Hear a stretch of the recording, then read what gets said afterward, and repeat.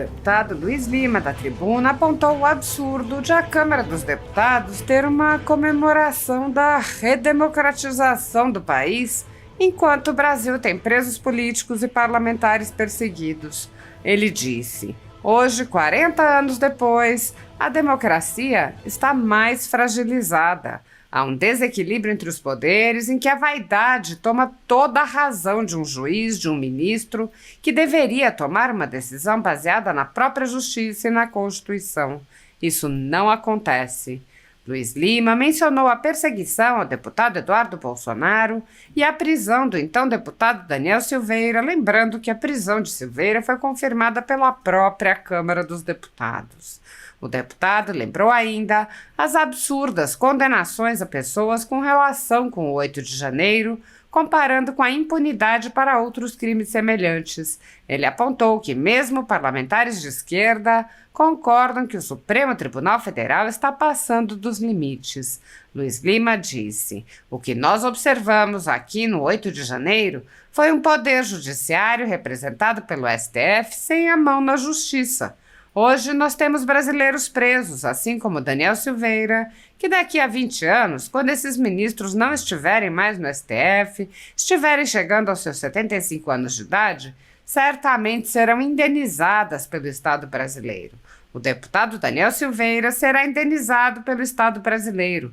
Todas essas pessoas que, sem provas, sem fotos, sem gravação, sem depoimento contrário, sem direito de defesa, estão presas, serão indenizadas pelo Estado brasileiro.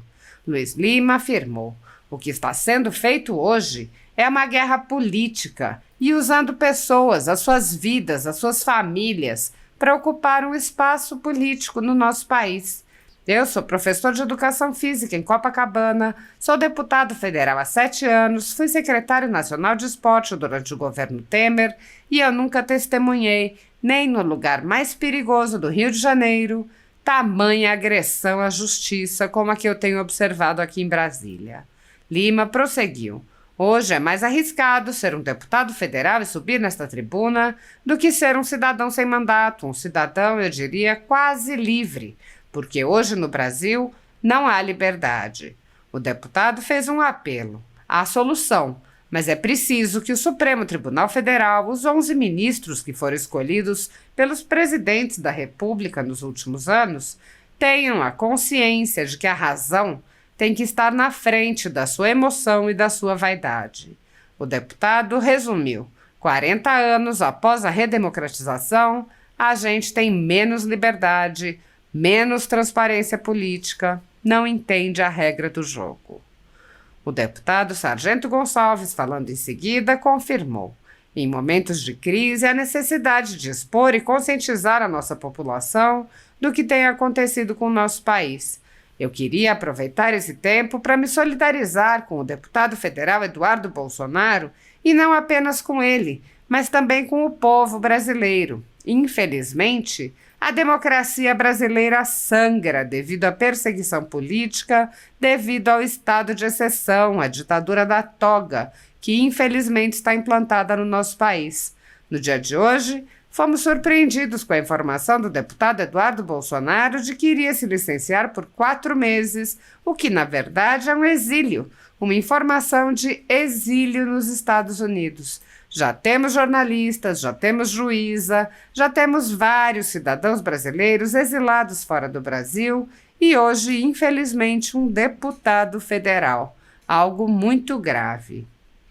Sargento Gonçalves relatou: como é triste ver a minha esposa ligar hoje e dizer: meu filho, sai dessa situação. Eu vi a minha esposa dizer isso para mim quando eu estava trocando tiro com bandido na polícia. Minha esposa estava preocupada com essa perseguição, covardia por parte dessa ditadura da toga que está instalada, infelizmente, no nosso país. Apoiadores do ex-presidente Jair Bolsonaro e pessoas que apenas têm um discurso diferente do imposto pelo cartel midiático vêm sendo perseguidos há muito tempo, em especial pelo Judiciário.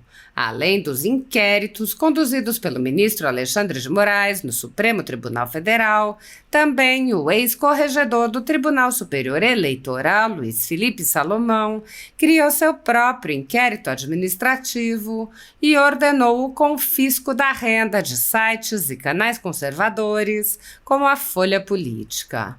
Toda a receita de mais de 20 meses do nosso trabalho está bloqueada por ordem do TSE, com aplauso dos ministros Luiz Roberto Barroso, Alexandre de Moraes e Edson Fachin. Anteriormente, a Folha Política teve sua sede invadida e todos os equipamentos apreendidos a mando do ministro Alexandre de Moraes em inquérito que foi arquivado por falta de indícios de crime. Se você apoia o trabalho da Folha Política e pode ajudar, use o QR Code para doar qualquer quantia para a empresa Raposo Fernandes ou use o código ajude@folhapolitica.org. Caso prefira, há a opção de transferência bancária para a conta da empresa Raposo Fernandes, disponível na descrição deste vídeo e no comentário fixado no topo. Há mais de 10 anos, a Folha Política faz a cobertura da política brasileira, mostrando atos, pronunciamentos e eventos dos três poderes, quebrando a espiral do silêncio imposta pelo cartel de mídia que quer o monopólio da informação. Pix ajude@folhapolitica.org. Assista. Presidente Charles Fernandes, é uma honra ter essa sessão presidida pelo senhor. Deputado Charles Fernandes, foi me concedido aqui um desafio, que é justamente nós temos o privilégio de falar aqui durante 15 minutos, mas os minutos finais serão finalizados pelo deputado Cabo Gilberto, da Paraíba. Quero agradecer aqui ao deputado Geraldo Mendes, do União Brasil do Paraná, que me cedeu esse tempo. Muito obrigado, deputado Geraldo Mendes e a sua equipe. Presidente Charles, amanhã, dia 19 de março, nós vamos comemorar aqui na Câmara dos Deputados a redemocratização do nosso país.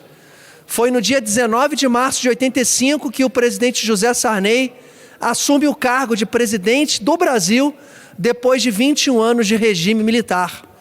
E o que a gente observa, deputado Gonçalves, sargento Gonçalves, é que hoje, 25 anos, não, 40 anos depois, a gente tem uma democracia mais fragilizada. Um desequilíbrio entre os poderes, onde a vaidade toma toda a razão de um juiz, de um ministro, que deveria tomar uma decisão baseada na própria justiça e na Constituição. Isso não acontece.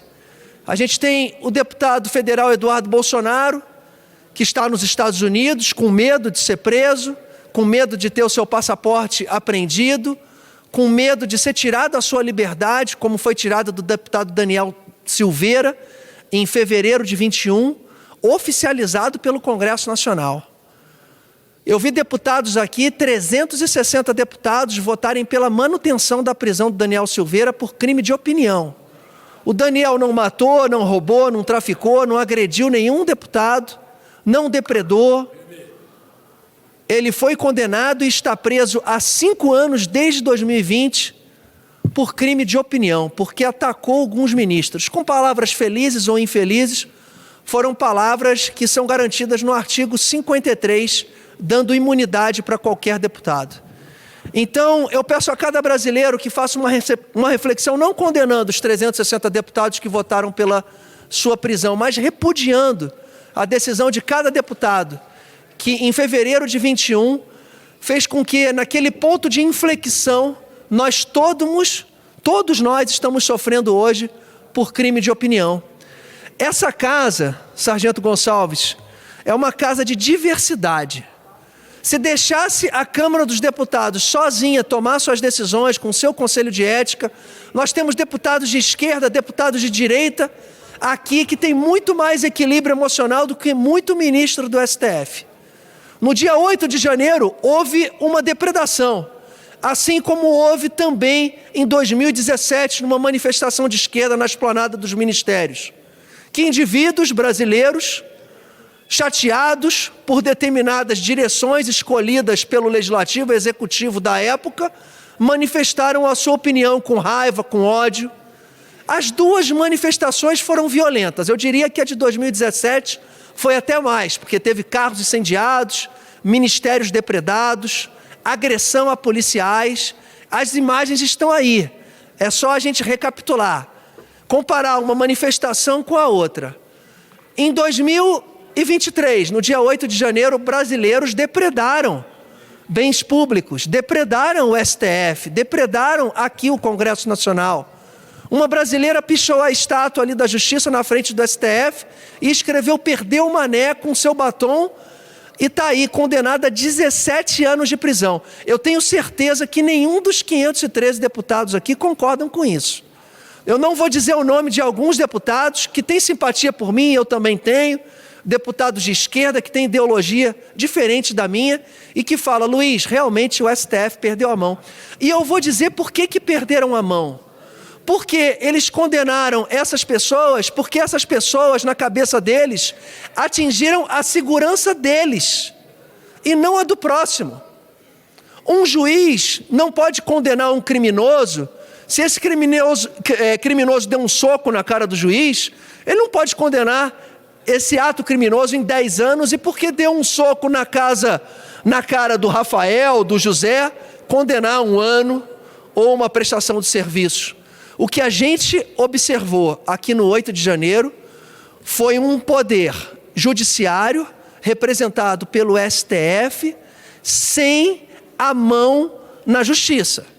Hoje nós temos brasileiros presos, assim como o Daniel Silveira, que certamente daqui a 20 anos, quando esses ministros não estiverem mais no STF, terem chegado aos seus 75 anos de idade, certamente essas pessoas serão indenizadas pelo Estado brasileiro. O deputado Daniel Silveira será indenizado pelo Estado brasileiro. Todas essas pessoas que sem prova, sem foto, sem gravação, sem depoimento contrário, sem direito de defesa, estão presas, serão indenizadas pelo Estado brasileiro. Em 1979, o presidente Figueiredo, quando decretou a anistia inclusive a brasileiros que sequestraram, que mataram, que roubaram. Tá bom que a anistia foi para os dois lados. Também anistiou militares que cometeram crimes de tortura. Eu sou um deputado de direita, mas não sou a favor da tortura. Mas a anistia, ela abraçou pessoas que cometeram crimes muito mais graves de ambos os lados. O que está sendo feito hoje é uma guerra política e usando pessoas, as suas vidas, as suas famílias, para ocupar um espaço político no nosso país. Eu sou professor de Educação Física em Copacabana, sou deputado federal há 7 anos, fui secretário nacional de esportes durante o governo Temer, e eu nunca testemunhei, nem no lugar mais perigoso do Rio de Janeiro, tamanha agressão à justiça como eu tenho observado aqui em Brasília. Hoje é mais seguro você ser professor de educação física, você ser um vendedor ambulante, você ser qualquer prestador de serviço em Copacabana, que você pode falar sobre a sua opinião, você pode até xingar, você pode brigar, que aqui você vai ser punido.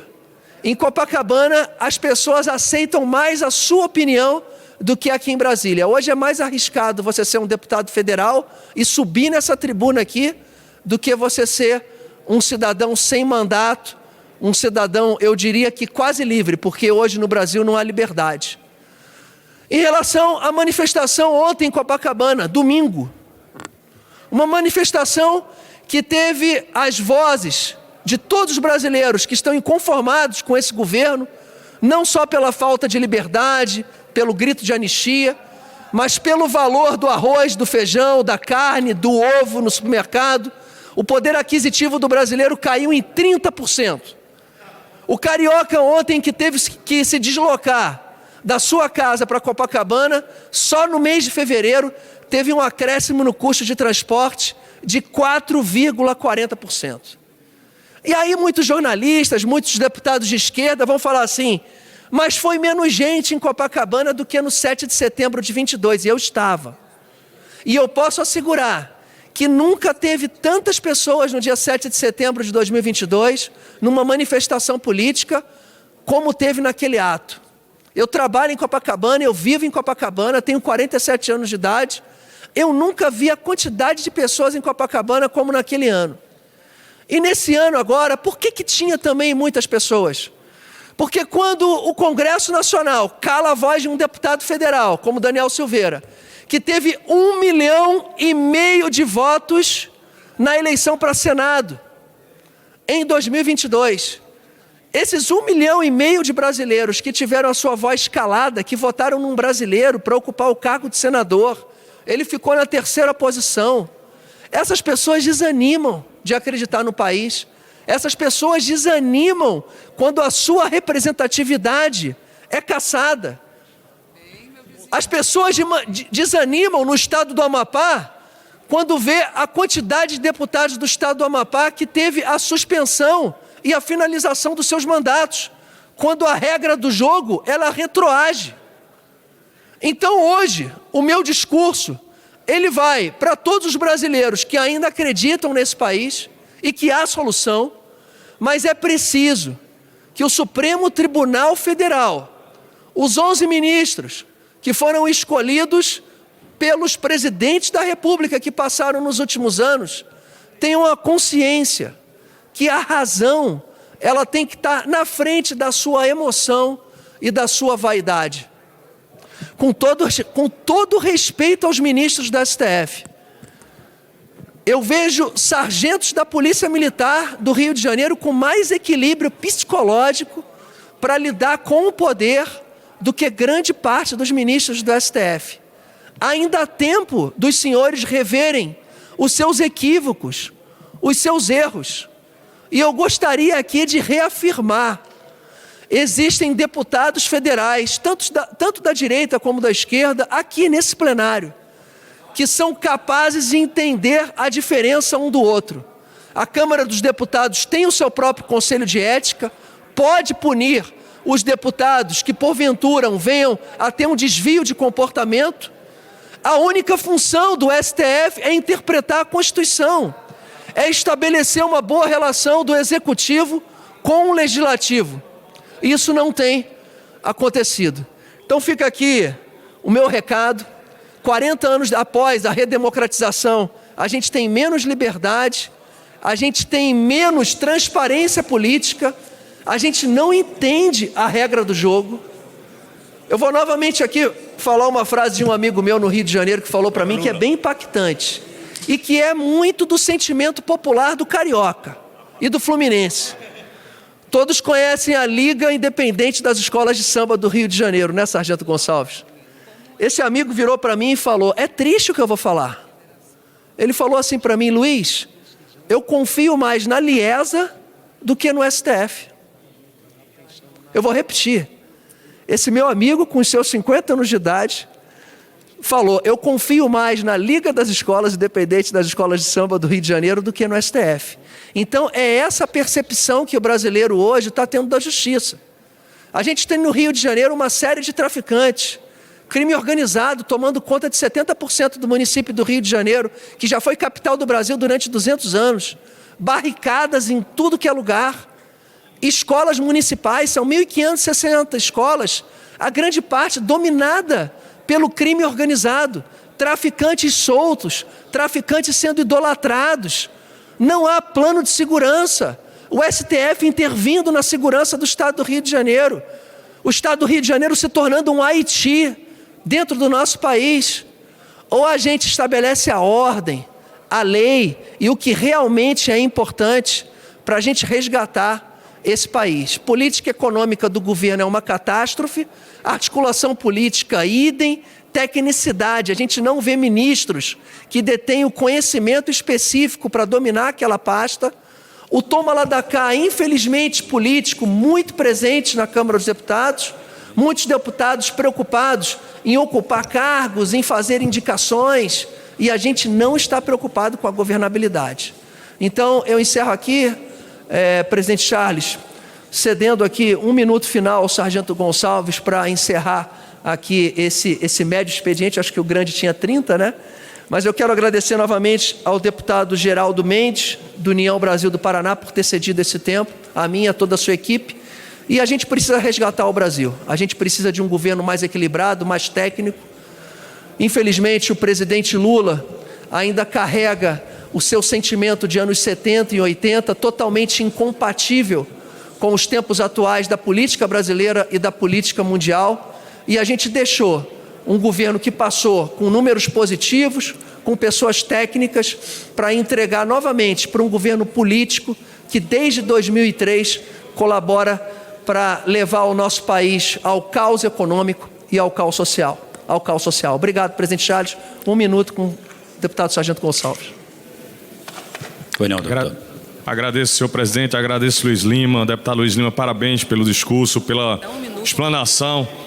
Em momentos de crise, há necessidade de estarmos expondo e conscientizando a nossa população do que tem acontecido no nosso país. Senhor presidente, queria aproveitar esse tempo para me solidarizar com o deputado federal Eduardo Bolsonaro, mas não apenas com ele, mas com o povo brasileiro. Infelizmente, a democracia brasileira sangra devido à perseguição política, devido ao estado de exceção, de ditadura da toga que infelizmente está implantado no nosso país. No dia de hoje fomos surpreendidos com a informação do deputado Eduardo Bolsonaro, informando que iria se licenciar por 4 meses, deputado Santos, que na verdade é um exílio, uma informação de exílio nos Estados Unidos. Já temos jornalistas, já temos juíza, já temos vários cidadãos brasileiros exilados fora do Brasil e hoje infelizmente um deputado federal. Algo muito grave. E eu digo, só mais 30 segundos, senhor presidente. E eu digo, não é grave apenas para o jovem deputado, guerreiro deputado Eduardo Bolsonaro, mas para o povo brasileiro. Inclusive não apenas para a direita, porque a roda gigante era gira. E se hoje somos nós, amanhã pode ser os senhores. Como é triste ver minha esposa ligar hoje, Santos, para mim e dizer, meu filho, sai dessa situação. Eu vi a minha esposa dizer isso para mim quando eu estava trocando tiro com bandido na polícia. Minha esposa preocupada com essa perseguição, covardia por parte dessa ditadura da toga que está instalada infelizmente no nosso país.